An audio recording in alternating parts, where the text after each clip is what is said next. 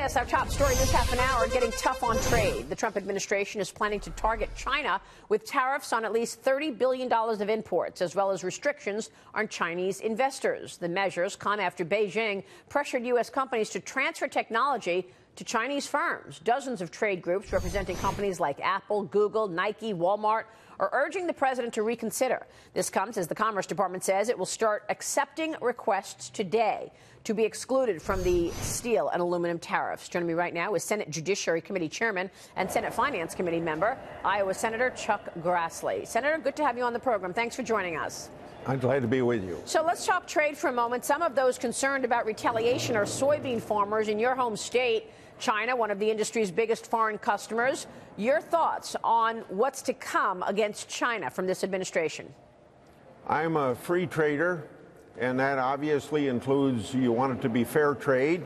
And I think it's perfectly legitimate when another country subsidizes their products and we don't have a level playing field for the imposition of countervailing duties to level the playing field, but not to do more than just level the playing field, and that we ought to do all we can through any tool we have to make sure that state corporations in bed with the Chinese government don't have an unfair advantage.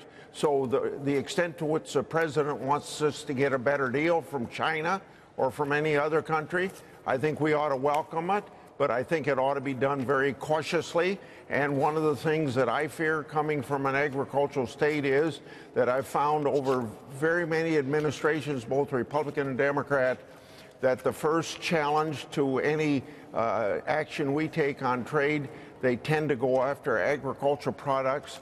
And since we produce 1/3 more food than we consume domestically, I think we have to have a good trading environment for prosperity in agriculture. So, Senator, we know that China has been trying to acquire technology and transfer American technology to China. They're involved in 10% of venture deals in the last 5 years. And we know that we have a $375 billion trade deficit with China. You think putting restrictions and trade tariffs in place on China will change that? I want a level playing field, and countervailing duties would do that. But you did bring up something that's even more important. The extent to which they are stealing our intellectual property, our patents, things of that nature, and buying companies to do that instead of doing their own research, take advantage of our research. Senator Brown and I have a bill in that would make it through the CFIUS committee within the Department of Treasury that looks at national security, would look at also economic impact.